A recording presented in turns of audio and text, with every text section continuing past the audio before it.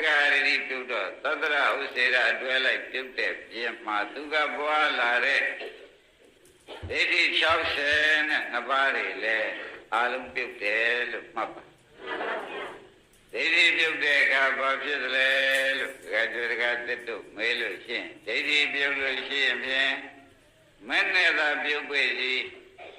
Toda Vandida, Mapa. Lady Bugan, Toda Vandida, Garamari, Mapa. Come here, Toda Vandida, Bafile, Toda Vandida Shin, Ria Zangaredo, Pawan Boavi, Mapa. Come here, Lady Bumune, Vipadana Lumugo, Maniga, forget it. Lady Bumugo, Ditava,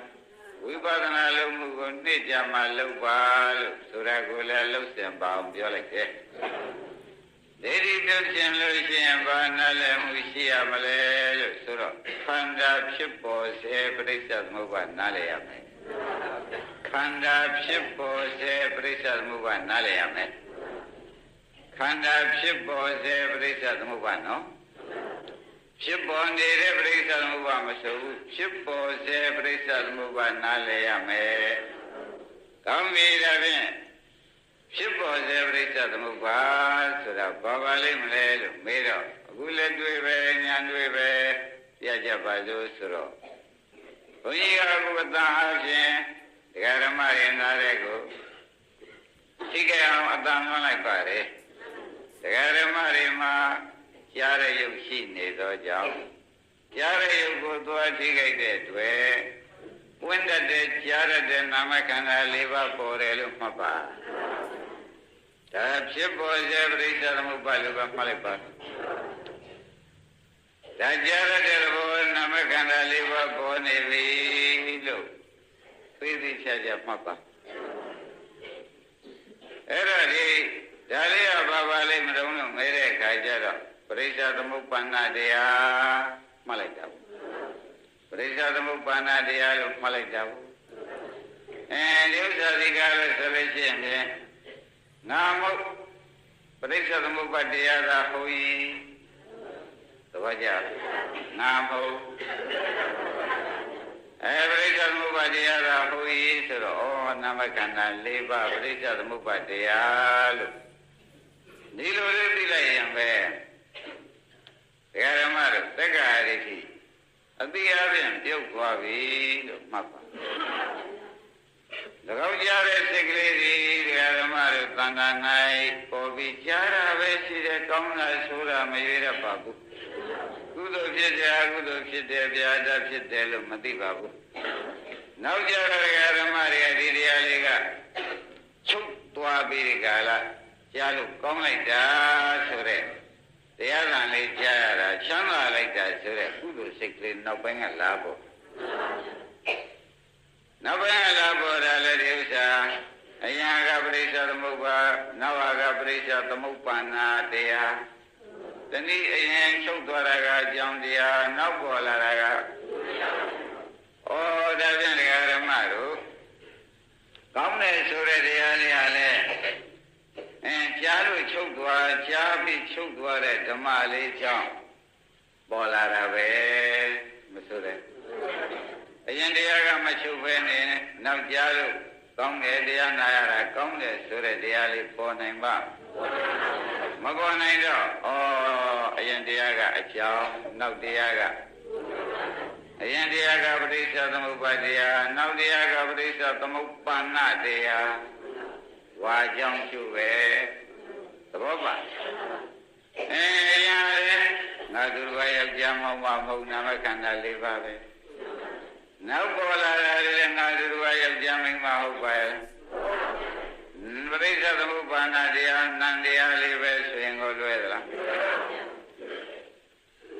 Come here, can I go to Brisa the Mupadia Porain, Brisa the Mupana, dia Porain. Siloti Virgala, can I go a Brisa the Mupa, young Joseph, Neda Magava. Nadurvaya jamming Mama Shivagala, Suravuti, Halushin, Jen, the Gari, Cuba. ဘောကြကောင်းပြီဒီတက္ကရာတိဖြုတ်ပြီးကြလားသတ္တရဒိဋ္ဌိလေးဖြုတ်ချင်တော့ဒီလိုစဉ်းစားတာပေါ့ဒကာဓမ္မတို့ကြားတဲ့စိတ်ကလေးချုပ်သွားတော့မှခေါင်းကကောင်းတယ်ဆိုတဲ့ဝေဖန်တဲ့ကုသိုလ်စိတ်ကလေးမပေါ်လား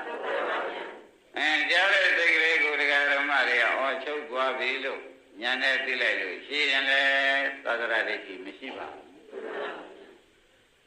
ကောင်းတဲ့စိတ်ကလေးတရားနာလို့ကောင်းတဲ့စိတ်ကလေးနောက်ကပေါ်လာတာကိုဒကာဓမ္မတွေကအရင်တရားချုပ်ပြီးကျေးဇူးပြုလို့နောက်တရားဆိုတဲ့ကြားလို့ကောင်းတဲ့စိတ်ကလေးပေါ်လာပါလားလို့သိလိုက်ပြန်တော့လေဥစ္စေရာဒိဋ္ဌိပြုတ်နောက်တရားလေးပေါ်လာမြန်လိုက်တော့ဒါပြန်တို့လိုပြောကြပါလို့ဆိုတော့အရင်တရားချုပ်တာကိုသိလိုက်ရင်သတ္တရပြုတ်နောက်တရားပေါ်တာကိုသိလိုက်ရင်တရားတွေဆက်ပေါ်နေတာပဲလို့သိရင်သက္ကာယပြုတ်သိသိချာချာမှတ်ဒီသုံးလုံးအရေးကြီးပါတယ်အရင်တရားချုပ်သွားတာသိလိုက်ရင်နောက်တရားပေါ်လာတယ်လို့သိရင်အရင်ကလည်းတရားပဲနောက်ဟာလည်းတရားပဲလို့သိပြန်တော့သိသိချာချာမှသိသိချာချာမှပါရဓမ္မတို့ဒီအရေးကြီးလို့ပြောနေတယ်ဓမ္မပါပဲနဲ့အိဋ္ဌဒုက္ခအနတ္တရှုခဲ့တော့မဆိုင်ဖို့မဆိုင်ဖြစ်မှာတကားကျွဲတကားသိဆိုရသည်သုံးခေါက်စီအောင်ပြန်ပြီးကြလားဘုန်းကြီးကပဲချီးမြှောက်ပါဦးမယ်ရာဇကလေးချုပ်သွားတာကိုချုပ်သွားပြီတော့ညာနဲ့သိလိုက်ရင်ဘယ်ရိတိပြုတ်သလိုကြာစိတ်ချုပ်သွားလို့တရားကောင်းတာသိတဲ့စိတ်ကလေးပေါ်လာရင်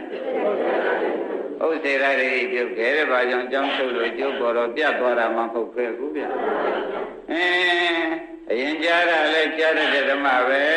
နောက်ကောင်းတယ်လို့ပြောတာလဲကြားကောင်းတဲ့ဓမ္မလေးပေါ်တာပဲတဲ့ဓမ္မကြီးပေါ်နေတာပဲဓမ္မကြီးချုပ်နေတာပဲလို့သိရင်ဘာပြုတ်ပါလိမ့်ဓမ္မကြီးပေါ်နေတာပဲဆိုလို့ရှိရင်ဖြင့်ဓမ္မပေါ်ရဲ့ဓမ္မချုပ်တာသိလို့ရှိရင်ဖြင့်တက္ကရာတိကပြုတ်နေတာဒါပြန်ယနေ့စောစောပိုင်းကပဲခန္ဓာကိုယ်ရင်ဘယ်တရားပေါ်ဓမ္မပေါ်တယ်နောက်တစ်ခါပေါ်ပြန်လဲဓမ္မပေါ်တာပဲဆိုတော့ပရိစ္ဆေသမုပ္ပါတရားနဲ့ပရိစ္ဆေသမုပ္ပါဏတရားဒီနှစ်ခုလဲပေါ်နေတယ်ဒီနည်းမြန်မာလို့ရှင်းရှင်းပြောလိုက်ပါဆိုတော့အကြောင်းပေါ်လိုက်အကြောင်းချုပ်လိုက်ကျိုးပေါ်လိုက်အကျိုးချုပ်လိုက်ဒါပဲရှိတယ်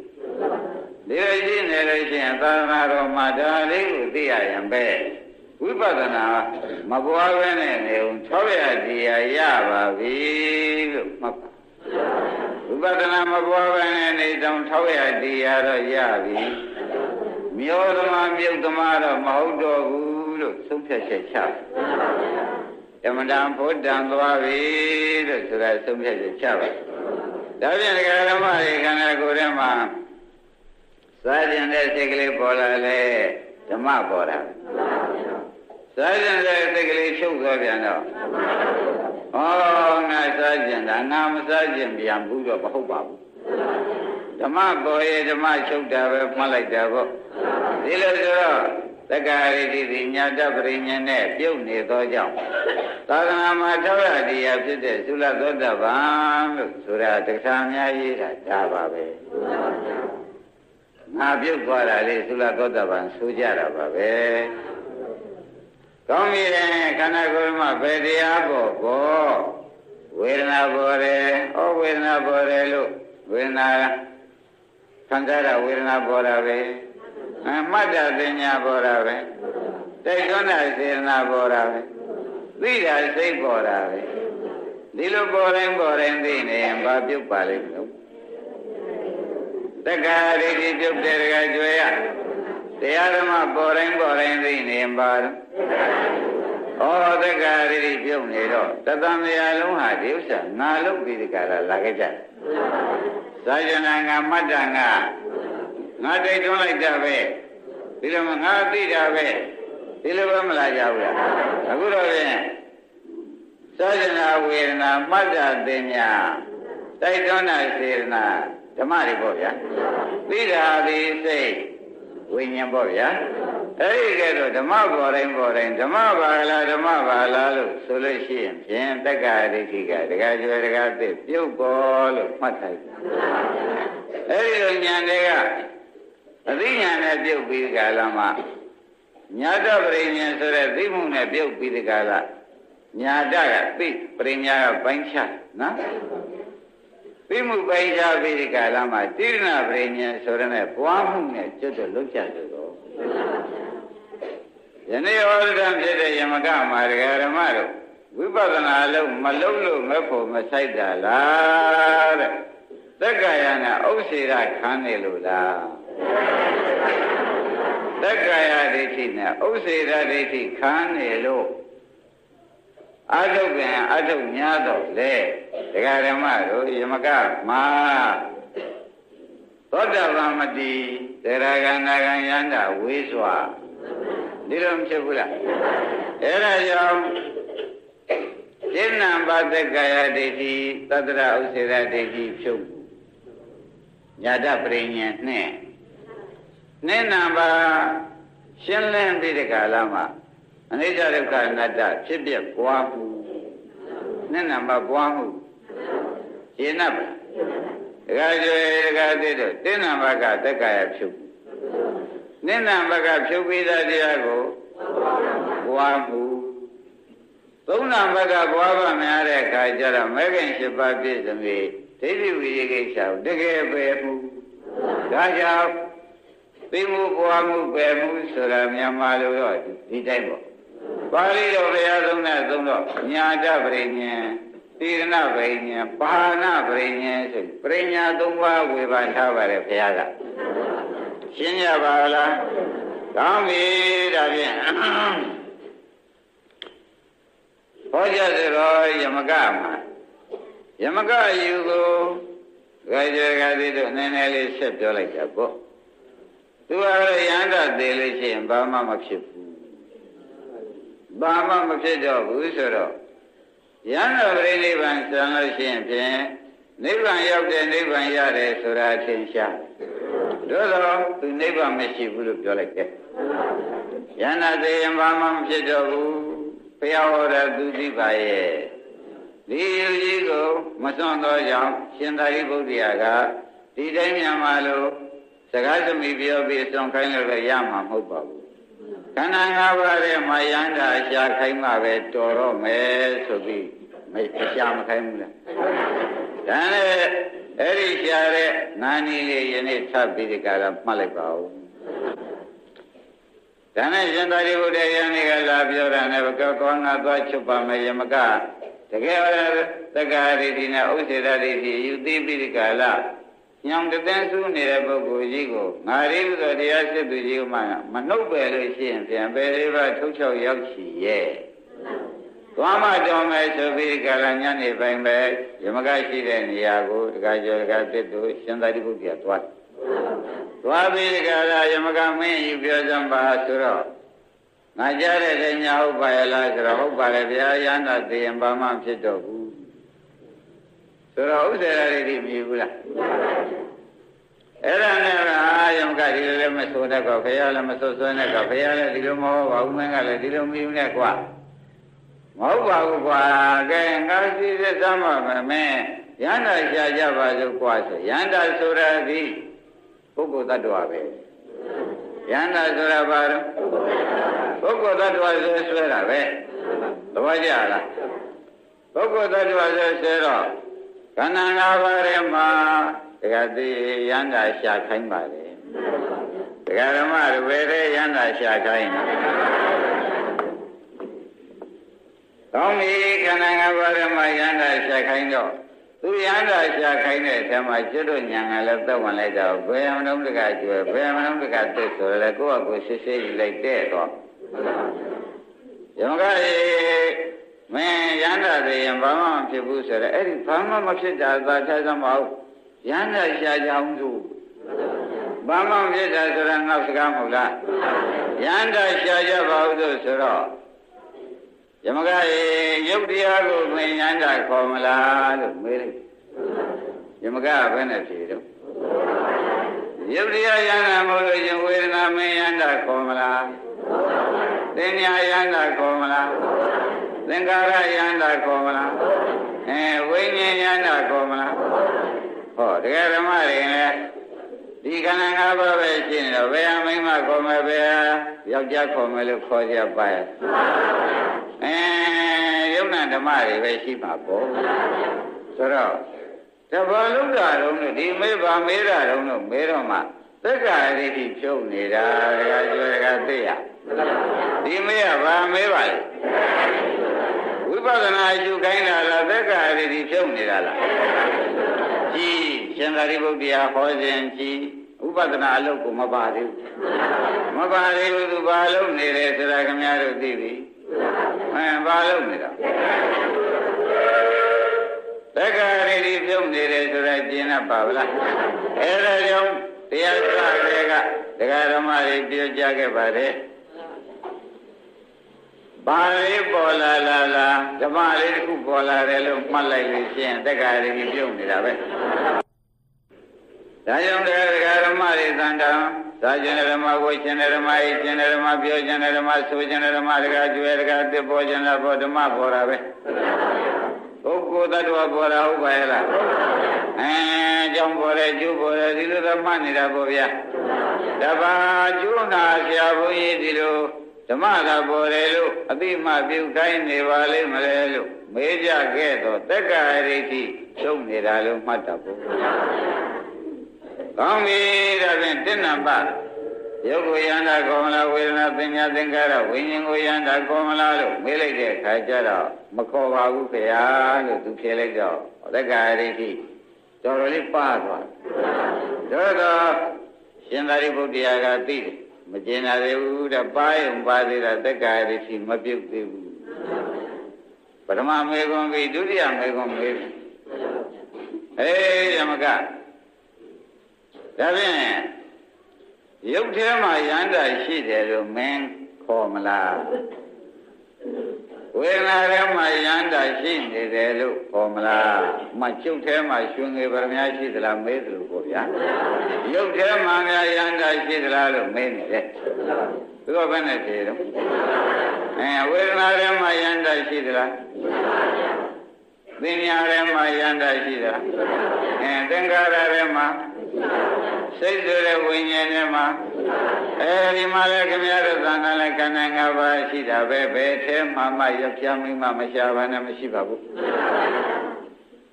အဲ့တော့နှစ်နံပါတ်မေကွန်းလည်းသူမရှိဘူးပဲဖြေလိုက်တယ်ကဲသုံးနံပါတ်မေကွန်းကိုတကမေးပြန်တဲ့သက္ကာရိပါသွားပြီအရင်နဲ့ပါသွားပြီပါတယ်ပေါင်းဆိုပြီးကြွယ်ရှင်သာရိပုတ္တရာမေးပြန်တဲ့ယမကကိုယမကယံဒါဖြင့်ယုံမှတပါးကိုယန္တာခေါ်မလားလို့မေးပြန်တယ်ဘယ်နဲ့ဖြေတော့မဟုတ်ပါဘူးလို့ပဲဖြေတယ်ဝေဒနာမှတပါးယန္တာခေါ်မလားပညာမှတပါးယန္တာခေါ်မလားစေနာမှတပါးယန္တာခေါ်မလားစိတ်မှတပါးယန္တာခေါ်မလားဟောသုံးချက်ရှိတော့ယန္တာခေါ်ချက်ကိုပါရလားဘယ်ယန္တာသိရင်ဘာမှမဖြစ်ဘူးဆိုတဲ့စကားဟောတိကံဖြစ်တော့သဘောပါဘယ်နှချက်ရှိပါလိမ့်မလို့သုံးချက်ရှိသွားပြီဒါသက္ကာရိတိခွာနေတာဝိပဿနာရှုတာတစ်လုံးမှမပါဘူးမပါပါရလားအဲ့ဒါကြောင့်ဒကာကျွယ်တို့ဒကာသစ်တို့ရှေ့ထားလို့ရမယ်လို့ဒီလို့ပါလားဘောကြရှေ့ထားလို့ရမယ်လို့သိပါဗလား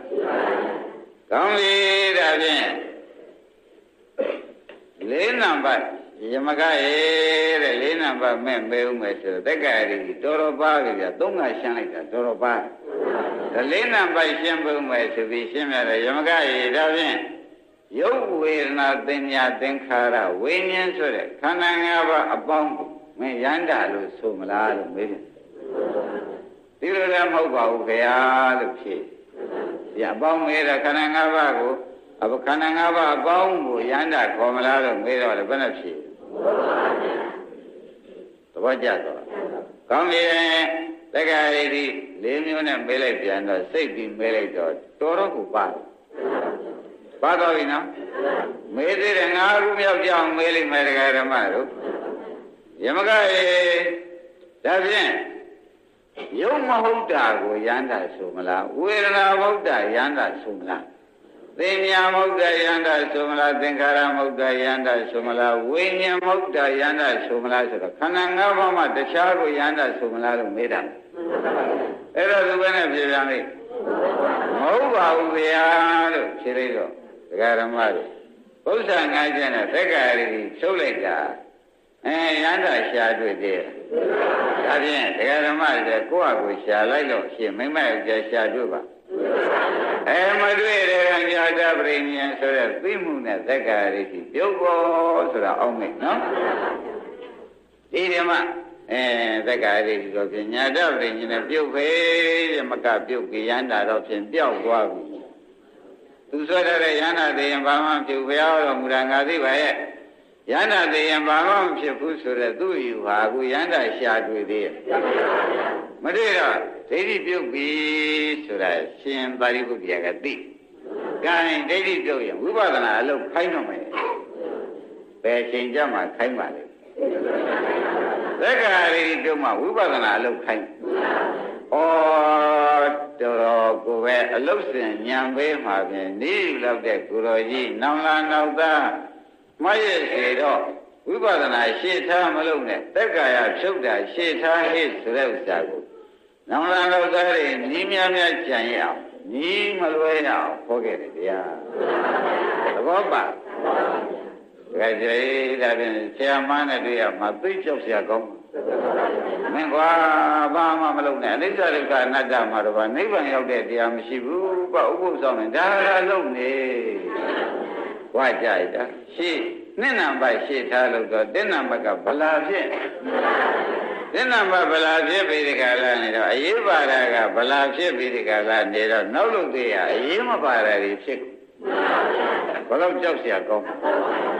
ဒါကြောင့်ယထာဘုဒ္ဓညာနာယသတ္တပရိတိတဘော44ကျိတ်မှားတယ်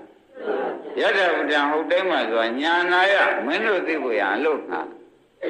သတ္တာရှင်းနောက်အရှင်နဲ့ကွာအလုံးစုံတက္ကရာခေါ်ရတဲ့ဆရာကိုညာနာယပရိတိတဘောမင်းတို့ငါဘုရားမရှိသေးတော့ရှာပြအောင်ရှာပါကွာအစင်တွေလွယ်ကုန်လို့မင်းတို့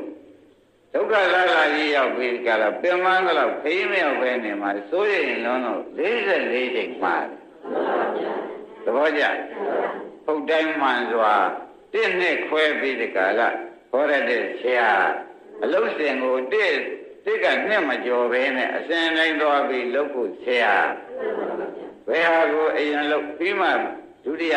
ဘာကိုနောက်ချလို့ဆိုတဲ့ပြောရတဲ့ဆရာကိုမင်းတို့ငါမရှိသေးနောက်ပြင်ရှာပြအောင်ရှာကြဟေးဆိုတော့44ချိန်မှာတယ်မမှားတယ်ခိုင်းကိုရှင်သာရိပုတ္တရာကြီးကဖြင့်ဒိဋ္ဌိပြုတ်နေနေကြီးကိုငါးနည်းနဲ့ဝေဖန်လိုက်တော့ဒိဋ္ဌိပြုတ်သွားပြီသိတော့သိသွားပြီယမကဒိဋ္ဌိပြုတ်သွားပြီဒကာဓမ္မအသိနဲ့ပြုတ်တာပဲရှိသေးတယ်မဲ့နဲ့မဖြုတ်ရသေးဘူးအသိနဲ့ပြုတ်တာပဲရှိသေးတယ်မဲ့နဲ့မဖြုတ်ရသေးပါဘူးကိုင်မဲ့နဲ့ဖြုတ်တော့မယ်ဆိုတော့ဒကာဓမ္မတို့ပထမဝိပဿနာမဲ့နဲ့သူပွားရအောင်ပြီးတော့မှလောကုတ္တရာမဲ့နဲ့ဖြုတ်အောင်တဘောကြကောင်းလေဒါဖြင့်ကဲယံကရာဓမ္မယန္တရှာမတွေ့လို့ရှင်းဖြင့်ငါတရားလေးဟောမယ်မင်းသားထောင်စံခန္ဓာကြည့်ပြီးဒီကလာတဘောကြခန္ဓာကြည့်ပြီးတရားနာရပါခန္ဓာဘယ်နှပါးရှိတော့အဲ့ဒီ၅ပါးကြည့်ပြီးဒီကလာငါဟောမယ်ဆိုတော့ကဲယုတ်တရားဟာယမကရေယုတ်တရားဟာဖြစ်ပြီးပြတဲ့အနိစ္စလားခိုင်မြဲတဲ့နိစ္စလားလို့မေးလိုက်သူပဲနဲ့ဖြေတယ်အနိစ္စလို့ပဲသူဖြေလိုက်တယ်တခါကျွဲတခါပြဩငါကသူအနိစ္စလို့ထားလို့အနိစ္စတော့ဖြေတတ်တယ်ဗျဖြေတတ်ငါကလုံးပြီးတခါလားဖြေပါရဲ့သားနဲ့အခုခါမှာဘယ်နဲ့ကြောင့်သူဒီကဒိဋ္ဌိသက်တောင်ပြေးဝင်ပြီးရဟန္တာမဖြစ်တဲ့ပြင်ဒိဋ္ဌိတောင်သက်ဝင်သွားသေးတာဘာပါလိမ့်မလို့ဆိုတော့ဩရှိကတက်နံပါတ်ကိုမလုံးမိလို့ဒိဋ္ဌိပြုံးမှုကိုတစ်ထားရမှာမထားမိလို့သဘောပါ ခိုင်းတာနဲ့ဝေဒနာအနိစ္စလားအနိစ္စလားလို့မေးလိုက်ပြန်အနိစ္စလို့ပဲသူဖြေတယ်ကြည်စမ်းတကားကြွယ်တကားတဲ့ငါကလှုပ်ထားလို့ဖြေတတ်တယ်သင်ညာအနိစ္စလားအနိစ္စလားလို့စေတနာလေးအနိစ္စလားအနိစ္စလားလို့မေးလိုက်စိတ်ကလေးတွေပဲစိတ်ပေါ်လာလားအနိစ္စလားအနိစ္စလားလို့မေးလိုက်ဒီလိုပဲမေးလိုက်နော်နောက်တစ်ခါဆက်ပြီးဒီကရခန္ဓာရှိกว่าခန္ဓာရှိဖြေกว่าဆိုတော့ဒါအလုတ်ခိုက်အဲ့ဒီအနိစ္စဖြစ်တဲ့ဒကာဓမ္မတွေရှုနေတဲ့ဝေဒနာထားပါအောင်တော့စိတ်ထားပါအောင်တော့နော်အဲ့ဒီဝေဒနာလေးဟာအနိစ္စဖြစ်တဲ့တရားအဲ့ဒီအနိစ္စရောက်သွားတဲ့တရားလေးဒုက္ခဆိုမလားဒုက္ခဆိုမလားယမကရေလို့မေးလိုက်ဘယ်နဲ့ဖြေဩ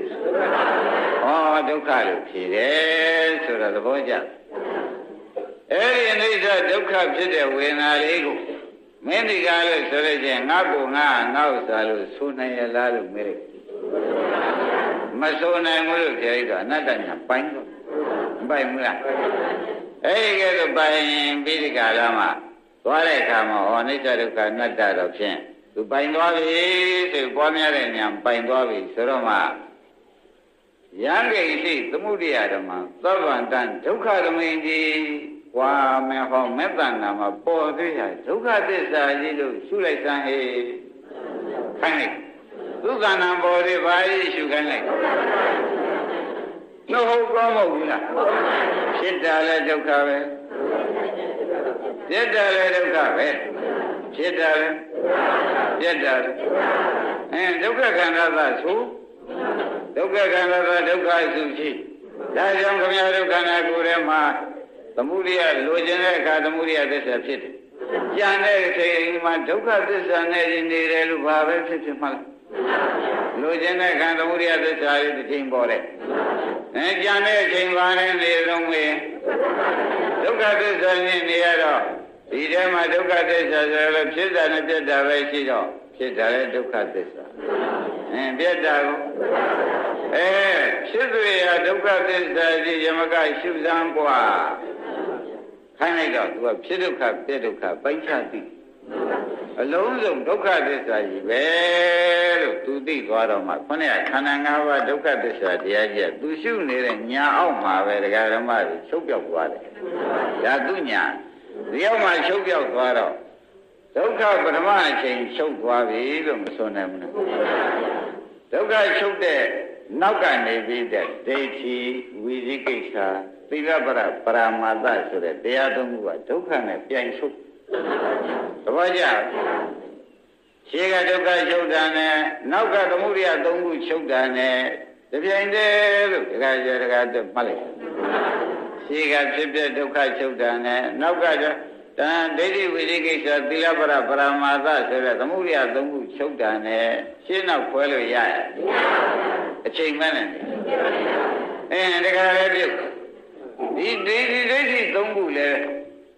ပြုတ်ပါရောဒကာသိဟိုကအပယ်လေးပါဆိုတဲ့ငရဲအိုးရှိ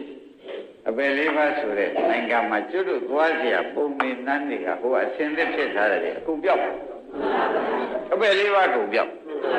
ကိုယ့်အတွက်တိရစ္ဆာန်ဖြစ်เสียပုံလည်းပြောက်ကိုယ့်အတွက်ဒီကဲဖြစ်เสียအောင်ကောင်းပြီတဲ့ငရဲတိရစ္ဆာန်ဒိဋ္ဌာကိုယ့်အတွက်ဒိဋ္ဌာဖြစ်เสียပုံနေရောကိုယ့်အတွက်ငရဲတွေရောဟောဒီအကြောင်းပြောက်ဒီကျိုးပြောက်သဘောကျဒီဒိဋ္ဌိဝိသိကိစ္စသီလပရာမာသဆိုတဲ့သမုဒိယသုံးခုပေါ့ဗျာသူတို့သုံးခုကဒီမဲ့လဲလာပါရောဒီမဲ့ခင်7ပါးလဲလာပါရောသူတို့သုံးခုကမချုပ်ဘူးသူတို့သုံးခုချုပ်တော့အပယ်လေးပါးကချုပ်ရတယ်ဆိုတာသဘောကျဒါပထမနိဗ္ဗာန်ရတာဘယ်လိုဆိုကြပထမနိဗ္ဗာန်ရပြီဆိုတော့ယမကမှာယဂိတိသမုဒိယဓမ္မသဗ္ဗန္တံဒုက္ခဖြစ်တာကူတွေ့ဟာပြက်တာပြက်ဒုက္ခမှာလမ်းဆုံးတာပဲကွဖြစ်ကြတဲ့ကဖြစ်ဒုက္ခမှုအပြက်ဒုက္ခနဲ့ကျုံရှာတာလို့နောက်ဆုံးပိတ်ရှင်သာရိပုတ္တရာဏိကုံးချုပ်လိုက်တော့ယမကသောတာပန်တည်တယ်သဘောကျဒါဖြင့်ဓမ္မယမကသောတာပန်တည်တာဒီတိဏ္ဍပါ ရှင်သာရိပုတ္တရာဘာဟောသလဲအဖြုတ်ဟောပြီးတော့မှဝိပဿနာအလုပ်ဟောပြီးတော့မှသစ္စာဟောသဘောကျဟောစဉ်သုံးခုကိုလည်းမှတ်လိုက်စမ်းပါဦး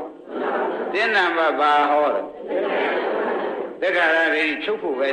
အရေးကြီးဟောနင်းနံပါတ်ဘာဟောလိုက်ပါဥပဒနာကိုတခါပြန်အနိစ္စဒုက္ခအနတ္တဖြစ်ပြရှုခိုင်းသုံးနံပါတ်ဘာဟောလိုက်တော့သစ္စာဒုက္ခသစ္စာပိုင်းခြားဖို့ဟောလိုက်သဘောကျအဲ့ဒီပိုင်းခြားပြီးတဲ့ပြိုင်တဲ့အပေကြစေတဲ့ဒိဋ္ဌိဝိသိကိစ္စသီလပရပရမသချုပ်ရင်ကြောင့်ပယ်လေးပါးဒီဘုရားတရားတွေကောဒါပြန်မဲ့ဒီတရားဓမ္မတို့ဒုက္ခကိုပိုင်းခြားရတဲ့ဒီမဲ့ဖက်သမုဒိယကိုပယ်တာကိုအပေနိရောဓတဲ့အပေတွေချုပ်သွားတဲ့နိရောဓကိုခမည်းတော်အပေချုပ်တဲ့နိရောဓကြီးကိုကိုယ်ပိုင်ရလိုက်တာကောဒီမဲ့ပဲမဲ့လေးကိစ္စတပင်လည်းလို့ရှင်းမလားခိုင်းဒါဖြင့်ရှေ့ပိုင်းမှာလည်းနိရောဓသစ္စာရှိတာပါပဲလို့ပဲဒါကတော့ဟောနေကြမှာမပြောတော့ပါဘူးနော်တိုင်းယမကတွေမဲ့ပြီးတော့ကိုတရားတွေဖြုတ်ကြဆိုမဲ့ပြီးတော့ကိုဖိုးလာတာဖိုးပြီးပြစ္ဆကနာလာတော့သောတာပန်မတည်သေးဘူးလားမဲ့ပြီးဖိုးလာတာတော့အကာလီကောကိုဗျမတည်ဘူးတော့တရားရလို့ချင်းအကာလီကောအခါမှန်ကျုပ်ပြီးဆိုတော့ဖိုးဆိုတဲ့ဥစ္စာတခါတော့သောတာပန်တည်တဲ့ဖိုးလာတာပဲသဘောကျဒါဖြင့်ယမကဘာဖြစ်သွားပါလဲမေးရမနဲ့ပြောကြပါဘူးပရမတက္ကရာရိချုပ်ကံဟောတယ်ဒုတိယဥပဒနာရှုကံဟောတယ်တတိယသစ္စာကိုပိုင်းခြားဖို့ရဟောလိုက်တာနဲ့ပဲယမကဖြင့်တခါကျွဲတခါသိသောတာပန်တည်ပါဘောရှင်းမလားသောတာပန်တည်တဲ့ဓမ္မတို့ဒိဋ္ဌိဝိသိကိစ္စသီလပရပရမသပယ်လိုက်တာပါပဲရှင်းပြီနော်ဒိဋ္ဌိဝိသိကိစ္စသီလပရပရမသသဘောကျအဲ့ဒါကိုယ်ရိတ်ကျင်တဲ့ငါရိတ်ကျင်အနိဗ္ဗာန်ရောက်တယ်လို့အိန္ဒိယကျင့်နေတဲ့အကျင့်မျိုးဆိုတဲ့ဒိဋ္ဌိကိုပယ်ပါတယ်ပြောတာပါပဲသိပြီဒါနဲ့ပဲသူသောတာပန်တည်ပြီးသွားတော့ရှင်သာရိပုတ္တရာကလည်းထက်လူမို့အောက်လူသိသူကကျတော့ရဟန္တာပြည့်နေတော့အောက်သောတာပန်တည်တာသူသိပါတယ်သူသိတော့သူရင်သိတာမဟုတ်ယမကကလည်းသူ့ဟာသူသောတာပန်တရားသူရပြီဆိုတာသူသိအဲ့ဒီဓမ္မနှစ်ယောက်စလုံးတရားဓမ္မတို့အမေများထုတ်တာလေယနေ့စူးစိုက်စိတ်နှထောင်ပါသူဘုံမင်းနဲ့ဘောပြန်ဖြေဆိုတဲ့လောကီစကားရှိသလိုတကယ်တွေ့သူဒိဋ္ဌိကိုပြုတ်မပြုတ်တခါနဲ့သူ့ဟာသူတာဝန်ခံလောက်အောင်ကိုမေးပြန်ဓမ္မကဒါဖြင့်မင်းဒီကားလို့ဆိုလို့ရှိရင်ဖြင့်ယန္တာသေးလို့ရှိရင်ဖြင့်ဒီအနိစ္စဒုက္ခအနတ္တဖြစ်တဲ့တရားတွေမင်းလည်းအခုပြောခဲ့လို့ရှုခဲ့ပါပြီဒုက္ခသစ္စာလည်းမင်းပိုင်းခြားပြီးမင်းသိပြီအဲ့တော့ကွာတဲ့မင်းရှိတော့ကမင်းပြောနေတာကတဲ့ဘုရားတော်မူတာငါသိပါတယ်ယန္တာသေးရင်ဘာမှမဖြစ်ဘူးသေသည်ချမ်းမနဲ့ယန္တာသေပြီးသည်ချမ်းမနဲ့ဘာမှမဖြစ်ဘူးလို့ယူတဲ့ယူဟာမင်းအခုဘယ်နဲ့နေကြုံမေးပြန်တပည့်တော်ဗျာတဲ့ရှေးခါကဒိဋ္ဌိတတ်တဲ့ပညာမရှိခင်တုန်းကတော့အလွန်မှောက်ပါပြီးကြည်ယူပါတယ်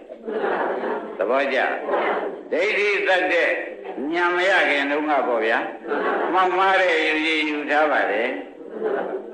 သဘောကျယခုခါဖြင့်အရှင်ဘုရားဤသို့အကူအညီထောက်ပံ့ကိုကောင်းသောဆရာရတဲ့အတွက်တပည့်တော်ဒီဒိဋ္ဌိသေးသားတဲ့တဲ့အဲ့ဒီအယူအကုန်ပယ်လိုက်ပါပြီလို့ပြောလိုက်။ကဲဒိဋ္ဌိဝိသေသသီလပရပရမသပယ်တာသူကိုယ်တိုင်ထုတ်ပြော။သင်ရှားလား။ဒါကြသိဖို့တာ။ဒီယူသူမရှိပါဘူးတဲ့အရင်တော့ကမသိခင်အဝိဇ္ဇာများတော့ကဒိဋ္ဌိများတော့ကသူဖြစ်နေတဲ့အယူပါ။အခုဒီယူတပည့်တော်လုံးဝမယူတော့ပါဘူးလို့သူကိုယ်တိုင်ပဲတောင်းခံလိုက်တရားဓမ္မတို့ဒိဋ္ဌိဝိသေကိစ္စသီလပရပရမသဆိုတဲ့တရားမဲ့ရတဲ့ပုဂ္ဂိုလ်စွန့်တယ်ဆိုတဲ့ယမကတာဝန်ခန္ဓာနဲ့လည်းကျွတ်တို့ကိုးစားလို့ယုံကြည်လို့တဲ့အဓိပ္ပာယ်ရှင်းမရှင်းသေးဘူးလားရှင်းသွားပြီတဲ့ ဒါရှင်းရုံနဲ့ရှင်သာရိပုတ္တရာတကယ်ပြောတကယ်တဲ့မကျေနပ်သေးဘူးနော်ခိုင်းကွာတဲ့မင်းအမင်းလည်းကုသောတာပန်ဖြစ်ပြီတရားသူရပြီဆိုတော့မင်းကလည်းပြောပါပြီဒိဋ္ဌိပဲပြီးတော့သူသောတာပန်တည်ပြီလို့သူပြောတာလေရှင်သာရိပုတ္တရာသိပြီကောဗျာခိုင်းတဲ့မင်းကိုတဲ့မင်းကလည်းကိုကလည်းတော်တော်ကြော်ကြတဲ့ပုဂ္ဂိုလ်ရဟန္တာသေရင်ဘာမှဖြစ်ဘုရားဟောတော်မူတာငါသိပါရဲ့ဆိုတော့မင်းကဥစ္စေတာဒိဋ္ဌိယူကြီးနဲ့မင်းကနေလို့ငါကိုယ်တိုင်လာပြီးဒီကလာမင်းအယူရည်ဥသောတတ်ကြီးညောင်းကြီးငါနှုတ်ပေးရတာအခုအချိန်မှာအခုအချိန်ဆိုတော့သောတာပန်တည်ပြီနော်အခုအချိန်မှာဘေးကရန်တွေကမင်းကိုမေးလိုက်မယ်တဲ့ရှင်ယမကရဟန္တာသေးရင်ဘယ်သွားကြုံလို့များမေးမင်းပဲနဲ့ဖြေမလို့တရားဓမ္မတွေအမတန်ကိုပဲလေးစားလောက်တဲ့စကားတွေပါရဟန္တာသေးလို့ရှိရင်ကွာဘယ်သွားကြုံမေးလို့ရှိရင်ဖြင့်ဘာများဖြစ်သွားကြုံလို့မေးလို့ရှိရင်ဖြင့်မင်းပဲနဲ့ဖြေမလို့တပည့်တော်မေးတပည့်တော်အခုတော့ဖြင့်ဒီလိုဖြေမှာပါပဲဆိုတော့ဒီဖြေဘယ်လိုဖြေပါတော့လို့မေးတော့သောတာပန်ကဖြေတဲ့ဖြေဘာကိုဖြေတာတော့မေးတော့သူမြင်တဲ့နိဗ္ဗာန်ကိုဖြေတဲ့ဖြေလို့မှတ်ပါဘာဖြေမှာပါလဲနိဗ္ဗာန်နဲ့ဒါကြောင့်ဒိဋ္ဌိမစင်ရင်နိဗ္ဗာန်မရဘူးဆိုတော့ပေါ်လာဒိဋ္ဌိမစင်နိဗ္ဗာန်သဘောမကျရင်ဒိဋ္ဌိဘယ်တော့မှမစင်ဘူးဒါကြောင့်တနေ့ကဖြေခဲ့တယ်ဒိဋ္ဌိမစင်ရင်နိဗ္ဗာန်မဝင်ဘူးနိဗ္ဗာန်ကိုကြာကြာနာသဘောမကျလို့ရှိရင်လေသုတ္တမယညာနာသဘောမကျလို့ရှိရင်ဘယ်တော့မှဒိဋ္ဌိစင်လိုက်မှာမဟုတ်ဘူးဥစ္စေရာဒိဋ္ဌိပဲကြီးပြေးမှာပဲမပြေးပဲဘူးလားအဲဒါကြောင့်တရားဓမ္မတွေနာကြည့်ကြီးနဲ့ထောင်းအောင်မယ်ခင်ဗျားတို့ကဒီပရမတ်တေနဲ့ခက်ခဲတဲ့သဘောနဲ့ဆိုရင်နာကြည့်ကြီးဆိုတာခင်ဗျားတို့ကငါကဘာမှပါလာတာမဟုတ်နာကြည့်ကြီးနဲ့ထောင်းလို့ပြောတာဘာမှငါကဗလာလာခဲ့ကြတယ်ကြဗလာလာခဲ့တာမဟုတ်ကလားဘာမှမပါဘူးဒီဥစ္စာတွေကနော်ဒီကထဲပေးနိုင်တယ်လို့ဆယ်ပုံထဲလိုက်တပုံချမ်းလိုက်နောက်တစ်နေ့ဆယ်ပုံထဲလိုက်တပုံချမ်းလိုက်နှစ်ပုံဖြစ်သွားလိုက်ဒီလိုနဲ့စုတက်လာခဲ့ရတယ်အဲ့ဒါနာကြည့်ရင်လည်းတောင်းပါတယ်ကိုသောတာပန်ဖြစ်တဲ့ပုဂ္ဂိုလ်ကဖြေလိုက်မယ်ဓမ္မကရေတဲ့မင်းတွေကလည်းဆိုလို့ရှိရင်မင်းကကြော်ကြတဲ့ပုဂ္ဂိုလ်လည်းဖြစ်တယ်ရဟန္တာသေးလို့ရှိရင်ဘာမှမဖြစ်ဘူးဆိုတော့မင်းဝါရကြီးကိုအခုကမှဘေးကရဟန်းတွေကမင်းလာမေးလိုက်မယ်ရဟန္တာသေးလို့ရှိရင်ဘယ်များသွားလို့ဘာဖြစ်သလုံးလို့မေးလို့ရှိရင်မင်းပဲနဲ့ဖြေမလဲလို့သူကိုယ်တိုင်အဖြေထုတ်ခိုင်း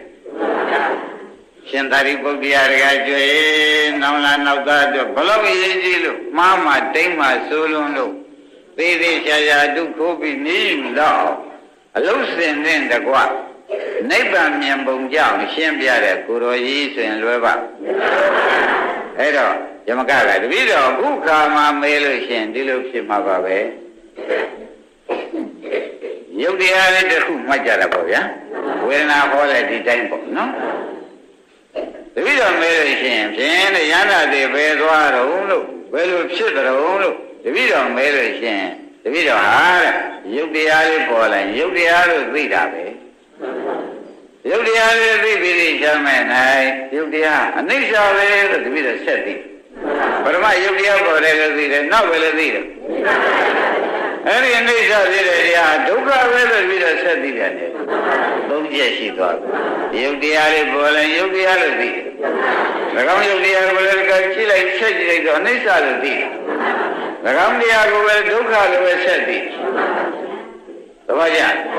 ယုတ်တရားကိုဘယ်လိုသိတော့ယုတ်တရားလို့သိပြီးနောက်ဘယ်လိုသိပြန်နောက်အနိစ္စဖြစ်တဲ့တရားဘယ်လိုဆက်သိပြန်အဲ့ဒီဒုက္ခဖြစ်တဲ့တရားကုန်သွားပြီဆုံးသွားပြီလို့ဉာဏ်သေးတာဒုက္ခကုန်ပြီဒုက္ခဆုံးတာလို့တပည့်တော်ဖြေမှာပဲသဘောကျလားဉာဏ်သေးတာဘာလဲလို့ဒုက္ခကုန်ဒုက္ခဆုံးတာကိုဆိုတာပါဆိုတော့နိဗ္ဗာန်ဆိုတာမရှိတာမဟုတ်ဘူးဒုက္ခကုန်၍ဒုက္ခဆုံးတဲ့နေရာကိုနိဗ္ဗာန်ဆိုတာသဘောကျလားဒါသူသမင်္ဂလူကဖြေတာလားသောတာပန်အမြင်နဲ့ဖြေတာလားဒါဖြင့်နိဗ္ဗာန်ဟာရှိသလားမရှိဘူးလားလို့ ကားကျွဲတို့ဒကာသစ်တို့မဲလို့ရှင်းဖြင့်ဒုက္ခကမရှိတာဖရာဒုက္ခကုန်သွားတာဒုက္ခတော့ရှိပါတယ်ဖရာဒါဒီရင်ဖြစ်ရ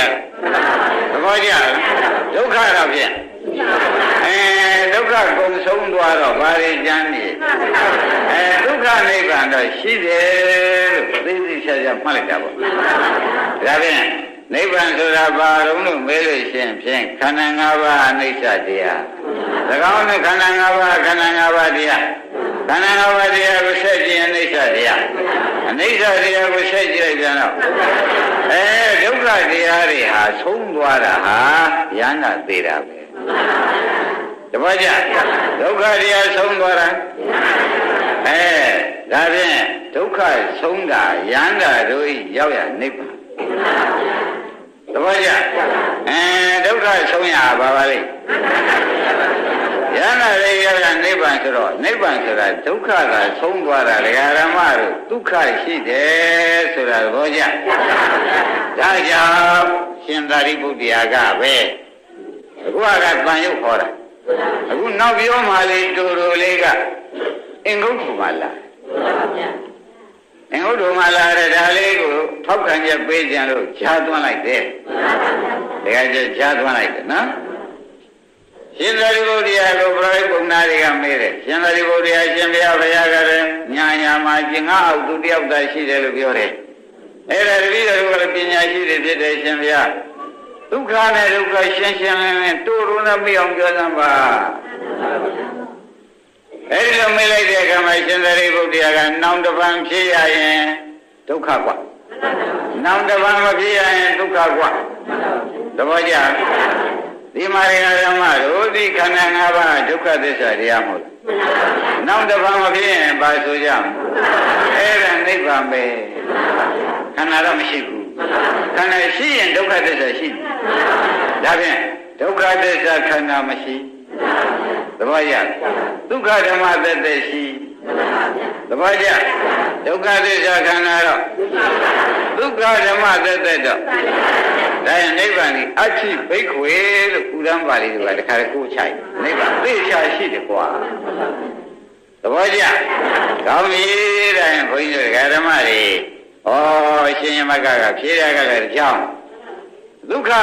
နောက်တစ်ပါးမဖြစ်တာဒုက္ခလို့ရှင်သာရိပုတ္တရာကအင်္ဂုတ္တမှာထောက်ခံလိုက်တာကလည်းကြောင်းသောတာပန်မြင်နဲ့လေဒုက္ခချုပ်ဆုံးတာနိဗ္ဗာန်လို့ဖြေထားပြန်တာကလည်းအမှန်ဖြစ်နေပြန်တော့အမတန်တရားကြပါလားနိဗ္ဗာန်ဆိုတာဒုက္ခမရှိတာသက်သက်ပါလားချမ်းသာသက်သက်ဒုက္ခမဖက်တာဆိုတာပါလားသဘောကျ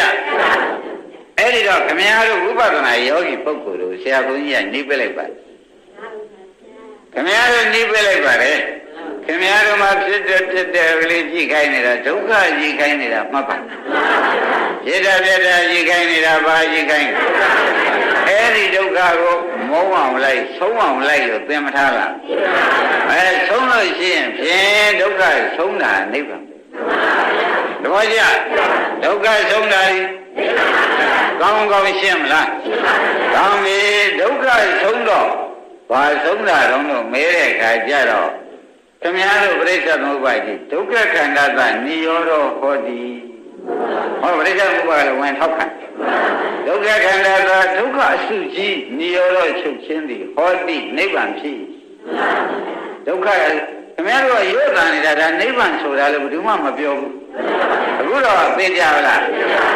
ဒုက္ခခန္ဓာသဒုက္ခအစုကြီးနိရောဓချုပ်ခြင်းသည်ဟောတိနိဗ္ဗာန်ဖြစ်ဒုက္ခတွေချုပ်တာဘာခေါ်လဲပြိဿဘုရားပါဠိတော်လည်းဒီတိုင်းမပါလားရှင်သာရိပုတ္တရာကလည်းနောက်ထပ်မဖြစ်တာပါတဲ့ခင်ဗျားတို့ရှုတဲ့အခါမှာလည်းနောက်ထပ်မဖြစ်ပါဘူးအဖြစ်ပြည့်ဖြင့်တွေ့ပါဘူးဘုရားရှင်နိဗ္ဗာန်ရှင်းမလားသေးသေးချာချာဟောတို့နိဗ္ဗာန်မှာရောက်ကလားမရောက်ဘူးလားဆိုတာကိုယ့်ဟာကိုယ်ဆုံးဖြတ်ချက်ချနိုင်အောင်တရားဓမ္မတို့ဘုရားဖြစ်ပြဒုက္ခဖြစ်ပြဒုက္ခသစ္စာအဲ့ဒီဒုက္ခသစ္စာကြီးမတွေ့ပါဘူးဆိုတဲ့ဒုက္ခချုပ်လို့ပေါ့ဒုက္ခချုပ်တာပါခေါ်ကြအဲ့ဒါရှင်မဂ္ဂကဖြစ်လိုက်တာလေကျင်တရားအနိစ္စတရားထိုတရားဒုက္ခပါပဲ အဲ့ဒီဒုက္ခမရှိဘူးကုန်သွားတာကိုယန္နာသေးတယ်ဒုက္ခကုန်တာလို့တပည့်တော်ဖြေပါတယ်လို့ဆိုတဲ့ကသိချဘူးလားသိပါဘူးဒါနိဗ္ဗာန်ပဲလို့သိချထောက်ခံရပေးတော့တယ်ဒကာကျွန်းနေရကြ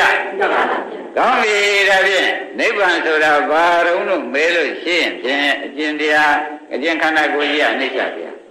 သို့တရားကိုဆက်ကြည့်ရင်ဘာတွေတွေ့မလဲအဲ့ဒါလေ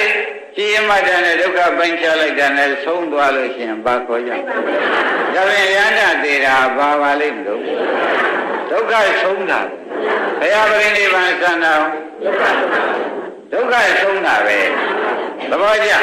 ဘုရားပရိနိဗ္ဗာန်စံတော်ဒါဖြင့်ပရိစ္ဆေသမုပ္ပါပါဠိတော်ရုပ်ကြည့်လိုက်တာနိရောဓပါဠိတော်မနော်ဧဝမေတ္တသကေဝလသဒုက္ခခန္ဓာသဗါတဲ့နိရောဓဒုက္ခဆိုပြီးချုပ်ပြီးလို့ပြောပဲဒုက္ခခန္ဓာသာဒုက္ခစိနိရောဓချုပ်ခြင်းသည်ဟောတိနိဗ္ဗာန်ဖြစ်ဒုက္ခချုပ်သွားတာဘာခေါ်ကြဩနိဗ္ဗာန်ဆိုတာဒုက္ခချုပ်တာကိုဆိုတာကိုဘာမှမရှိတာဆိုတာမဟုတ်ပါလားရှင်းမလားနိဗ္ဗာန်ဆိုတာဘာမှမရှိတာလားဒုက္ခချုပ်တာလားဒါဖြင့်ဘုန်းကြီးတို့ဓမ္မတွေရှုပါခန္ဓာကိုယ်ထဲမှာပရမဖြစ်တဲ့ဒုက္ခမြန်မရှိနောက်ဖြစ်တဲ့ဒုက္ခကိုမောမရှိနောက်ကျတော့ဖြစ်တဲ့ဒုက္ခဆုံးအောင်မရှိဆိုတော့သစ္စာပိုင်းခြားလိုက်တာဆုံးသွားပြီဆုံးသွားတဲ့ခါကျတော့တပည့်တော်ဗျာညာလေးပဲကြံရတော့တယ်ဘာမှတဲဆုံးရှာမတွေ့တော့ပါဘူးလို့ပြောပြဒါဘာဆုံးသွားတာပါလဲဒုက္ခဆုံးသွားတာဘာခေါ်ကြဒုက္ခခန္ဓာသနိရောဓဒုက္ခခန္ဓာသဒုက္ခသုကြီးနိရောဓချုပ်ခြင်းဝါဆုံးခြင်းဒီဟောတိနိဗ္ဗာန်ဖြစ်၏ကိုသိကြသေးဘူးလားပါဠိတော်ခင်ဗျားတို့တရားရှာနေလွယ်တရားရှာနေတခါကျွဲခင်ဗျားတို့ကြောက်တွေတောင်လာမြောက်ကလာနေရတယ်ခင်ဗျားတို့ဝိရစင်နဲ့ညာတိုင်းရောနေတဲ့ဒုက္ခခန္ဓာသဒုက္ခသုနိရောဓချုပ်ခြင်းဒီဟောတိနိဗ္ဗာန်ဖြစ်၏ဒါအဲ့ဒါမှတ်တယ်ဒုက္ခချုပ်သွားတာဘာကောင်းသိကြသေးဘူးလားဒါဖြင့်ယမကသူဟာတဲ့ယန္တာသေးတယ်ဆိုတာတရားမဟုတ်ပါဘူးမင်းပဲယန္တာသေးတာဘယ်သွားတော့လို့တပါးသောယန္တိကမေးရင်မင်းပဲနဲ့ဖြေမလို့ဆိုတော့အကျဉ်းယူပက္ခန္ဓာတရားခန္ဓာ၅ပါးအနိစ္စတရားခန္ဓာ၅ပါးခန္ဓာ၅ပါးတရား၎င်းတရားကြီးရှုလိုက်တဲ့အခါအနိစ္စတရား၎င်းအနိစ္စတရားဒီကားလို့ဆိုရင်ဒုက္ခတရားအဲဒီဒုက္ခတရားချုပ်တယ်ကင်းတယ်လို့တပည့်တော်ဖြေမှာပဲယန္တာသေးလို့ရှင်ဘယ်သွားတယ်ဘာမှမဖြစ်ဘူးလို့မဖြစ်ဘူးဒုက္ခတရားကင်းသွားပြီချုပ်သွားပြီလို့ဒါပဲတပည့်တော်ဖြေမှာအဲ့ဒီဓမ္မရှင်သာရိပုတ္တရာသာရုသာရုကွာမင်းခုမှပဲနေရာကြပြီတော့ဟိငါတို့ကတော့သူနဲ့ပဲတိုင်းပြည်ပြရတော့မလို့ဖြစ်သဘောပါဒါနဲ့ရှင်သာရိပုတ္တရာကလည်းဘုရားလိုပဲအမှန်ကရုဏာကြီးတဲ့ပုဂ္ဂိုလ်ဖြစ်နေတော့သောတာပန်တော်ငါလူတည်ပဲသိသိချာချာတည်သွားပြီဆိုတော့အထက်လူကအောက်လူသိတယ်ကိုဗျသူကလည်းသူ့ဟာသူသိတယ်တပည့်တော်တရားသူကြီးအရှင်ဘုရားကကိုယ်တော်ကယန္နာသိရင်ဘယ်သွားရင်ဘာမှမဖြစ်ဘူးဆိုတာတပည့်တော်မောဟဝိဇ္ဇာထူတော့ကမသိခဲ့တာဘာလို့ခေါင်းကလည်းတခါမဖြေခဲ့ဘူးလားဖြေခဲ့တယ်အခုတော့ပြန်ရှင်ဘုရားကြီးဟူသောပုဂ္ဂိုလ်ကြီးမှွေဝဲရတဲ့အတွက်တရားသူဆိုတဲ့သောတပတ္တိမဲ့ရတဲ့တွေ့တဲ့တပည့်တော်ဒီကားလို့ရှင်ပြအယူမှန်ပါပြီလို့ဆိုတော့ဒိဋ္ဌိကွာပါပြီပြောတယ်သဘောကျဒါရင်ရှင်းသွားပြီတခါတည်းတခါပြမရှင်းသေးဘူးရှင်းသွားမယ်ရှင်သာရိပုတ္တရာကသောတပန်ဆိုရလေကျင်ကြီးလေးပုံဘုံတပုံသာရေးဆေးရသေးသဂရကနာဂယနာကကြံသေးတပုံလေးရေးဆေးပေးရတာဆေးတဲ့ပုဂ္ဂိုလ်ကခြေနှပ်ပါသူကအကုန်ပြောင်းစေခြင်းလေဗျအကုန်ပြောင်းစေခြင်းကတပုံလေးရေးဆေးထားတော့သူကျင်တတ်ကြဒါဖြင့်သုံးပုံပါငါဆေးမယ်ဆိုတဲ့စိတ်ကရှင်သာရိပုတ္တရာသဏ္ဍာန်ပေါ်လာတယ်သဂရကနာဂယနာဒီအောင်မဲ့ငါနီးပြအောင်မဲ့ဟောမယ်ဆိုတဲ့စိတ်ပေါ်လာတယ်သဘောကျဘလောက်ကရုဏာကြီးတယ်ဆိုတာသဘောကျနိုင်ရည်သိပြီတရားဓမ္မတို့နဲ့ပြမသရကနာဂယနာဒီပုံသူဟောလိုက်မယ်ကဲယနေ့ဒီရင်တော်ကြစို့